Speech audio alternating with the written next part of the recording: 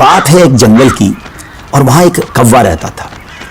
آپ جانتے ہیں نا کوے کا رنگ بڑا کالا سیاہ ہوتا ہے, مگر وہ بڑا خوش تھا, بہت انجوائے کر رہا تھا لائف کو, طرح طرح کے کھانے کھاتا اور رات ہوتی تو کسی بھی خوشبودار درخت پر جا کر رات بسر کرتا, انجوائے کر رہا تھا اپنی لائف کو. اچانک اس کی نظر ایک سفید کبوتر پر پڑی.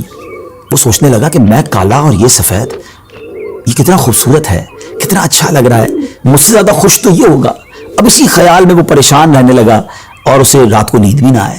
ایک دن وہ کبوتر کے پاس پہنچا اور کہا کہ تم کتنے خوش نصیب ہو, تمہارا رنگ سفید ہے اور میں تو کالا ہوں, تم سے زیادہ خوش تو کوئی نہیں ہوگا.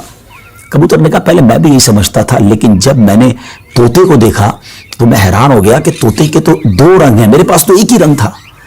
تو طوطا زیادہ خوش نصیب ہے, وہ زیادہ خوش ہے, وہ زیادہ لائف کو انجوائے کر رہا ہے. اب کوا کبوتر کو چھوڑ کر طوطے کے پاس پہنچ گیا. کہا طوطے تم تو زیادہ انجوائے کرتے ہوگے, کتنے خوش ہوگے کہ تمہارے پاس تو دو رنگ ہیں جسم پر, تمہاری باڈی بہت خوبصورت لگتی ہوگی. تو طوطا کہتا ہے کہ پہلے تو میں لائف کو بڑا انجوائے کرتا تھا کہ واقعی میں بڑا رنگ برنگی ہوں, مگر جب میں نے مور کو دیکھا نا تو مور تو کئی سارے رنگ لیے ہوئے ہے, اتنا خوبصورت ہے کہ اس کو دیکھ کر مجھے لگا کہ میں تو کچھ بھی نہیں ہوں. اب کوا اڑتے اڑتے پہنچ گیا مور کے پاس. مور چڑیا گھر کے ایک پنجرے میں موجود تھا. پہلے تو وہ انتظار کرتا رہا کیونکہ بہت سارے لوگ مور کو دیکھنے آئے تھے. جب سارے لوگ دیکھ کر چلے گئے تو کوا مور کے پاس گیا کہ اے مور, ذرا یہ تو بتاؤ تم کتنے خوش ہو, کتنے رنگ ہیں تمہارے پاس, تم کتنے خوبصورت ہو.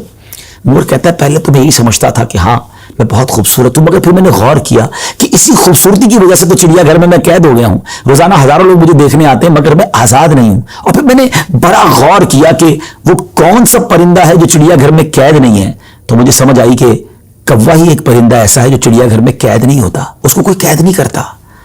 ناظرین, کوے نے جب یہ سنا تو اسے احساس ہوا کہ میں بھی اپنی جگہ پر واقعی خوش نصیب ہوں.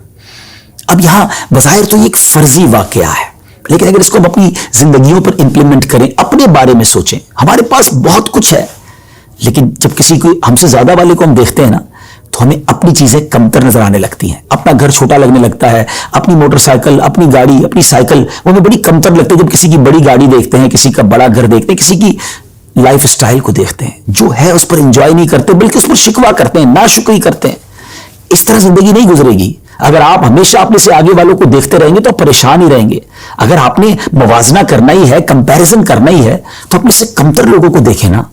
کئی لوگ بڑی مشکل زندگی گزار رہے ہیں, اللہ نے مجھے اور آپ کو بہت خوشحال رکھا ہے. جی ہاں, اب بھی ہم لاکھوں کروڑوں سے اچھے ہیں, لیکن مسئلہ یہ کہ ہمیں تو آگے والوں کو دیکھ کر ڈیمورلائز ہونا ہوتا ہے. شکر ادا کیجئے, اور سبحان اللہ, میرے رب کا تو وعدہ بھی ہے نا قرآن میں, لَإِن شَكَرْتُمْ لَأَزِيدَنَّكُمْ, تم میرا شکر ادا کرو میں تمہیں اور دوں گا. تو جب آپ اللہ کا شکر ادا کر رہے ہوتے ہیں نا کہ یا اللہ تو نے مجھے کروڑوں سے اچھا بنایا, تو وہ اور عطا فرماتا ہے, آپ اور آگے بڑھتے ہیں. تو بہرحال یہ چھوٹی سی حکایت ہے, اللہ کرے اس سے سبق لیں, ناشکری چھوڑ دیں اور شکر ادا کرنے والے بن جائیں.